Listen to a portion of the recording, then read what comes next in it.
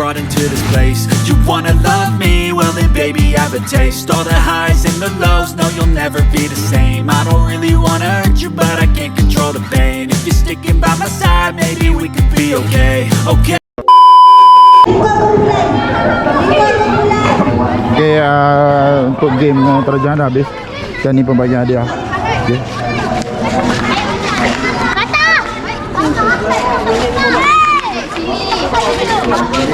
Baris kumpulan. Siapa nombor satu? Okey, nombor satu sini cepat. Nombor dua. Hello, sabotai kelalo. Bari yang media. Nombor dua. Okey, tim nombor tiga. Okey, nombor tiga.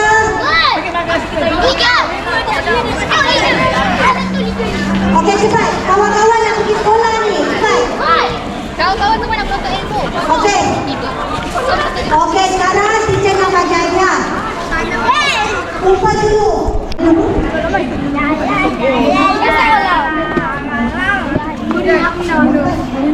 Oh, Masya Allah. Hebat tengok. Hebat tak hadiah? Okey.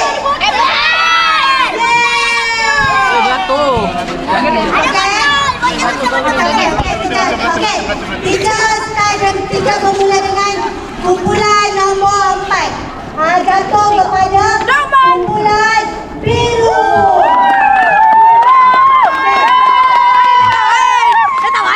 Kita jemput tuan Zaid untuk memberikan hadiah kepada anak-anak. Okey, penonton kumpulan biru. Kumpulan biru beratur ambil hadiah. Kau tak nak hadiah ke? Nombor 4. Kumpulan biru. Oh, betul. Masa baik. Kita waktu kita sampai dia. Okey, kita bermula dari kita dapat hadiah. Dari nombor 4 Okey, nombor 1 dan Mau bertembung ah. nombor 4 jatuh kepada kumpulan Selipar. Tepuk tangan, kita Selipar. Jemput Selipar. Ambil dia, berbaris. Satu nak pergi sekolah, betul. Baris ambil dia. Okay, next. Yes. Tania. Kumpulan biru tak? Tania. Satu lagi. Mana ustaz ni? Mana? Tu. Dah. Tak, bukan. Bagi pasien.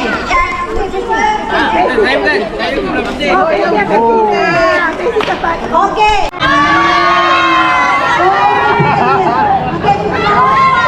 Awak pernah tak?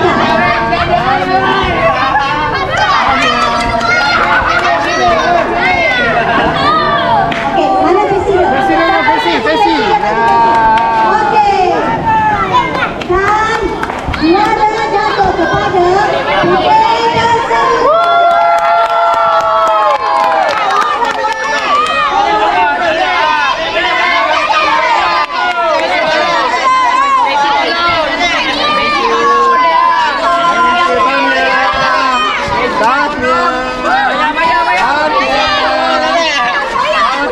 Ni jatuh.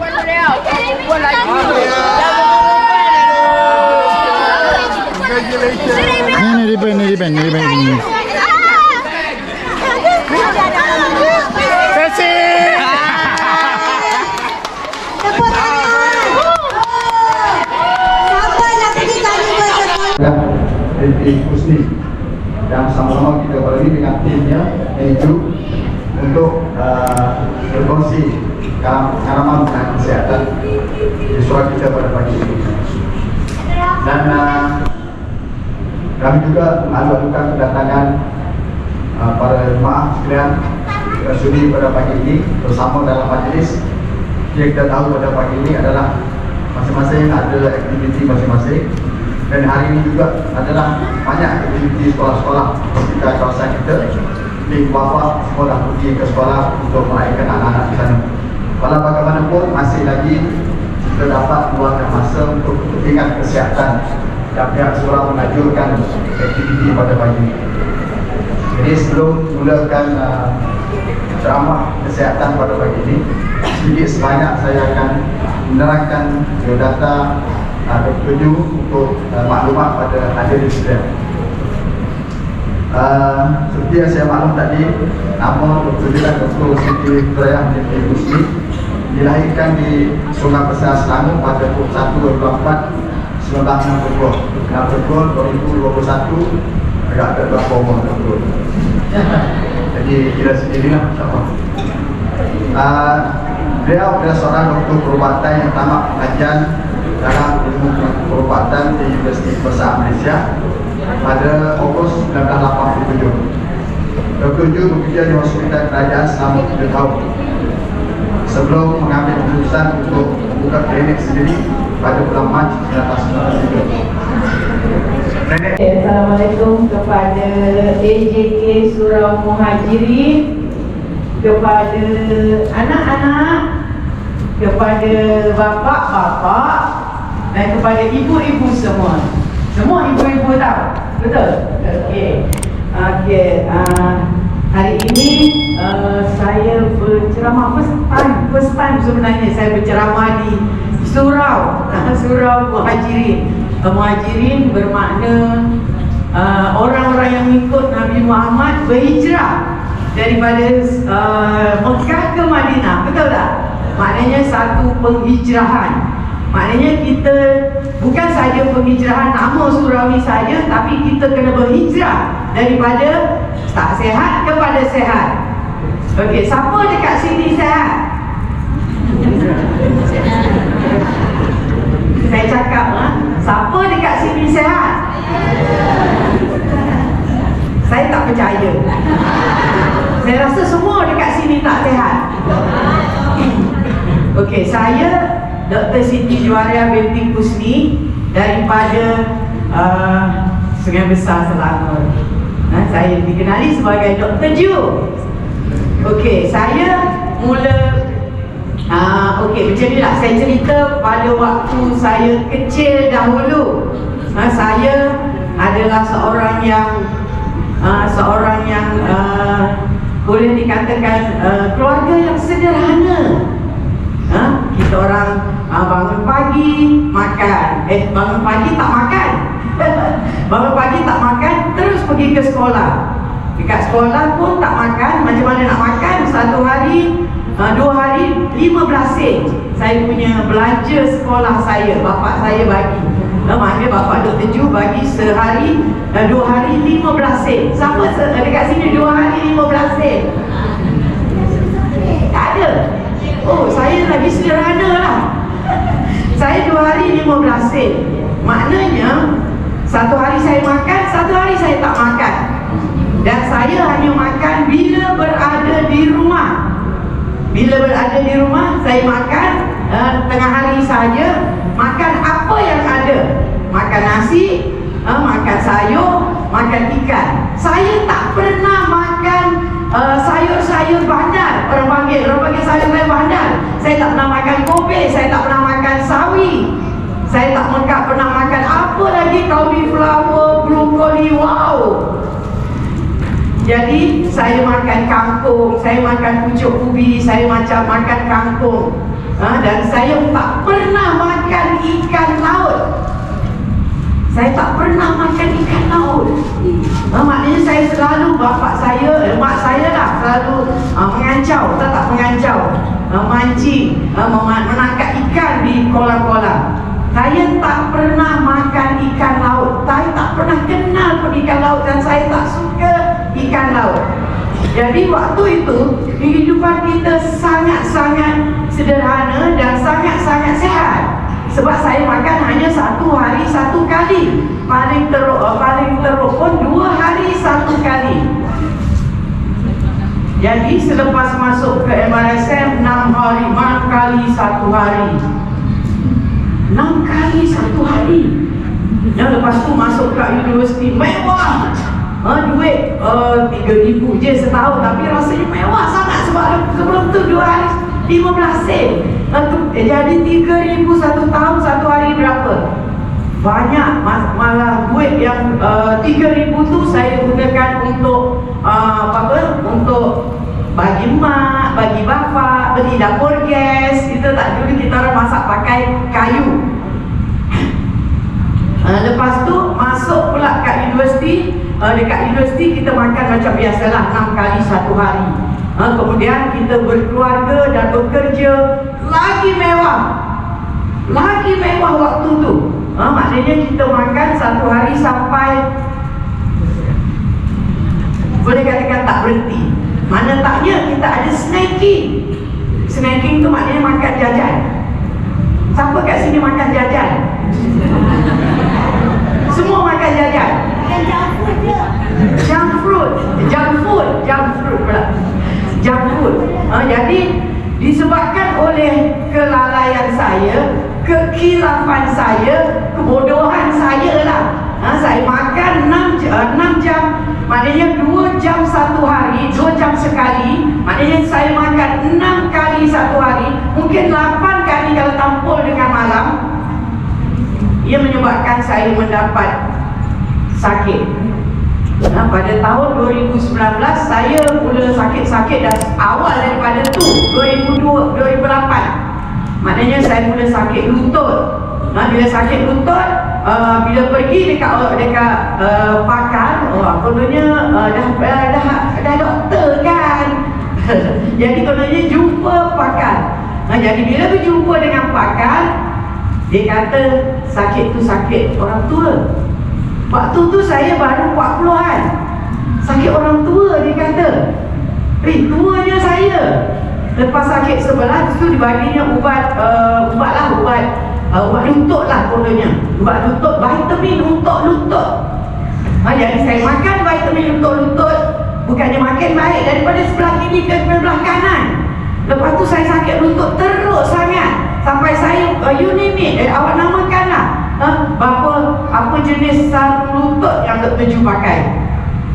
Dr. Ju pakai macam-macam jenis sarung lutut, sampai yang braces pun ada. Braces, tahu tak braces? Adanya penyakit tu tidak juga baik. Lepas tu pada tahun 2011 Dr. Ju pergi jumpa dengan pakar. Daripada pakar itu Dr. Ju didiagnose. Lepas tu masuk ward dekat Tawakal Hospital. Bukan main-main ya, Tawakal Hospital. Lepas tu Dr. Ju didiagnose sebagai ada rheumatoid arthritis. Rheumatoid arthritis. Tahu tak rheumatoid arthritis tu apa? Apa dia? Tak tahu. Atau siapa yang tahu angkat tangan? Google dah.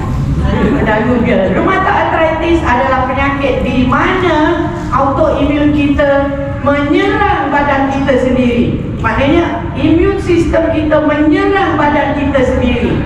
Imun sistem tu maknanya adalah satu sistem yang gunanya untuk protect diri kita sendiri.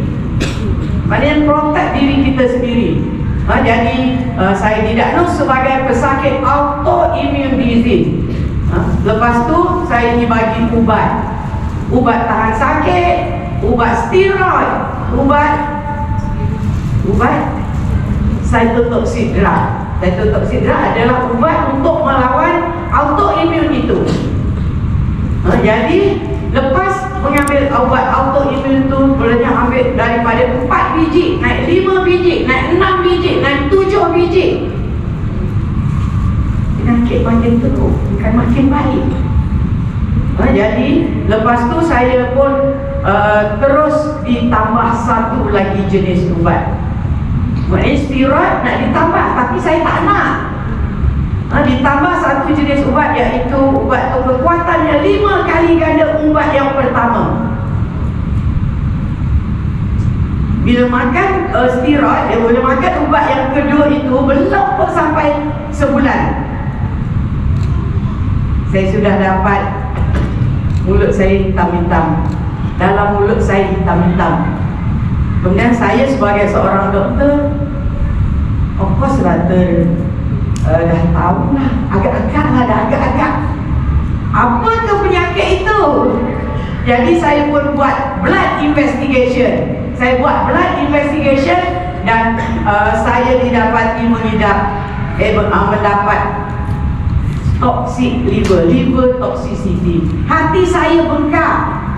Lepas tu yang paling sangat mengejutkan saya ada diabetes. Saya masa tu, aduh, macam mana ni? Saya waktu tu baru berapa saja kan umurnya, tak sampai pun 50 tahun. 50 tahun ke? 50 tahun, 50 kot waktu tu. Macam mana saya sudah ada diabetes? Macam mana saya sudah ada rheumatoid arthritis? Sudah ada fatty liver. Liver saya sudah bengkak. Dan saya pun tanya kawan-kawan saya, semua pakar-pakar ni, pakar-pakar di hospital-hospital besar, hospital-hospital contohnya dekat Damansara Hospital, dekat DHKL, semua pakar-pakar yang orang Jawa pakar kedudukan, pakar-pakar yang top-top lah. Maknanya masuk waktu tu dia orang dah 50 ke atas, sure dah pakar sangat. Jadi bila saya tanya kawan-kawan saya, apa patut saya buat? Dan mereka semua tak ada jawapan. Mereka semua tak ada jawapan. Jadi saya mengambil keputusan sendiri untuk off semua ubat. Saya off semua ubat. Dan bila saya off semua ubat, you rasa apa berlaku? Apa berlaku?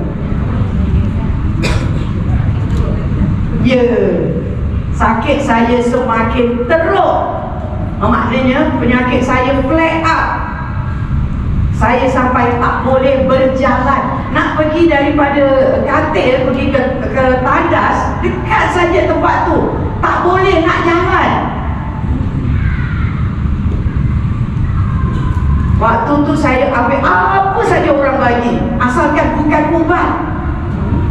Nah, waktu tu orang bagi vitamin A, bagi apa saja pun ambil, asalkan dia bukan ubat. Saya dah takut pada ubat. Ubat buat saya menderita. Ubat buat saya, hati saya berlemah. Jadi saya ambil yang bukan ubat.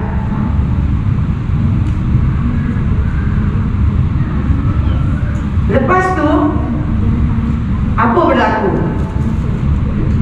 Saya tak tahu apa nak buat. Lepas tu tiba-tiba seorang Cina datang kat tempat saya, tempat suami saya. Suami saya juga doktor.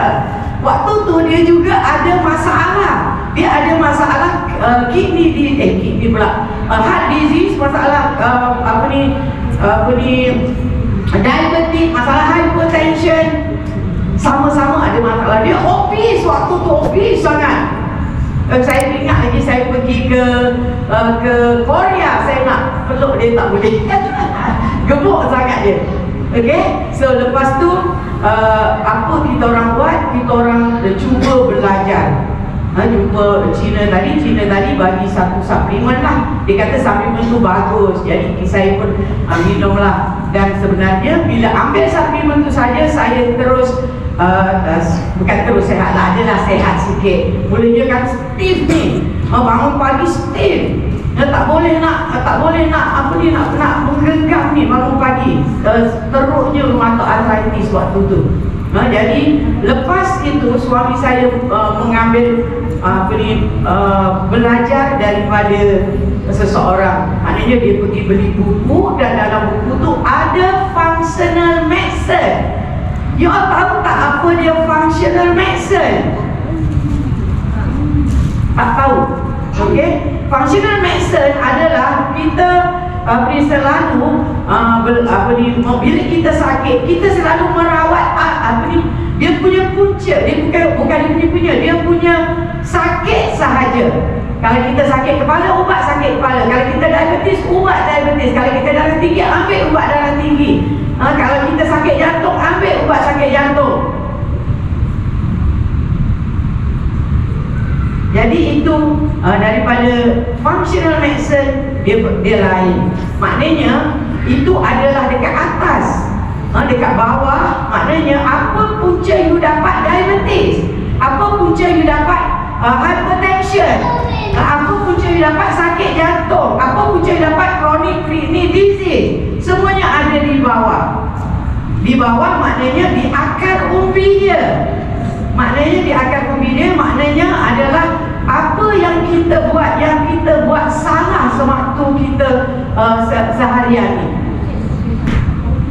Jadi daripada situ kita orang belajar ambil functional medicine, diploma, sampai kita orang saya praktiskan apa yang saya belajar.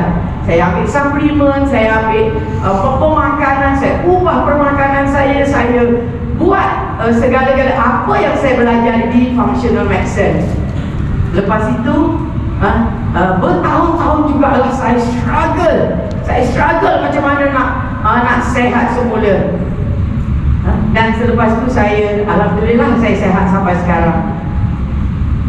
Dalam dunia ni, apa sebenarnya kesilapan yang kita buat sampai kata sehat tadi? Apa sebenarnya yang kita buat? Saya cakap semua orang tidak sehat. Daripada awal lagi, daripada umur 15 tahun, kita sudah mula mengamalkan pemakanan yang tidak sehat. Macam mana nak beribadat dengan sehat? Macam mana nak beribadat dengan betul? Kalau kita berdiri pun tak boleh, bangun, minta maaf ya. Kalau kita berdiri pun tak boleh, kalau kita asyik duduk saja, kalau kita tak boleh buat apa orang lain buat.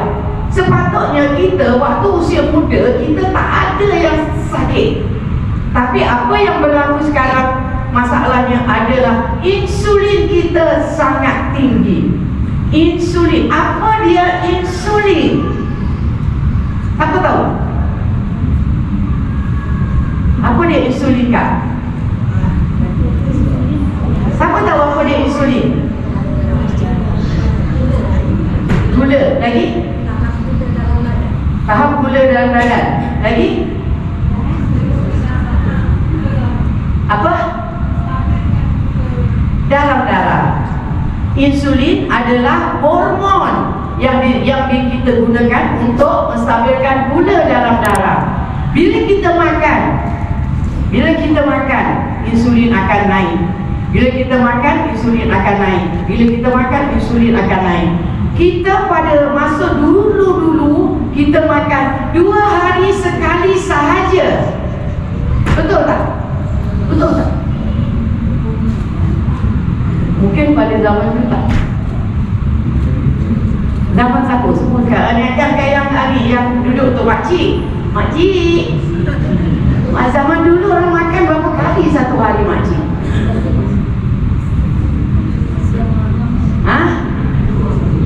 Betul. Okey. Maknanya masa dulu orang makan hanya 2 kali satu hari. Mungkin zaman makcik tu, zaman makcik yang dah tak ada dah dekat sini. Zaman dulu kita makan hanya 2 hari satu kali. Bila kita makan 2 hari satu kali, bermakna kita punya insulin akan, bila insulin tu gula tinggi, insulin akan tinggi juga tau. Dia akan menurunkan gula dalam darah. Jadi bila insulin tinggi, gula tinggi, insulin juga tinggi, dan kemudian dia akan turun, kemudian dia akan naik lagi 2 kali sahaja satu hari. Apa berlaku bila kita makan tidak berhenti? Maknanya bila kita makan, insulin naik. Belum insulin turun pun naik. Bila insulin turun pun naik. Bila insulin turun pun naik. Belum insulin turun pun naik. Jadi maknanya insulin sentiasa tinggi dalam badan kita. Apa berlaku bila insulin tak berhenti turun, tak berhenti naik saja?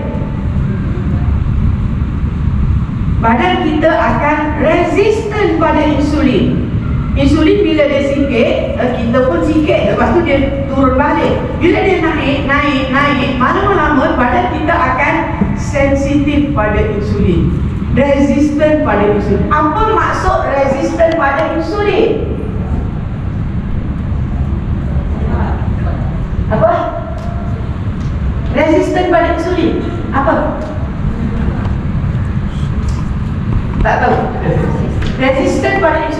maksudnya kita kebal pada insulin. Kebal pada insulin. Apa maksud kebal pada insulin? Asked to be brought into this place. You wanna love me? Well then baby I have a taste. All the highs and the lows, no you'll never be the same. I don't really wanna hurt you but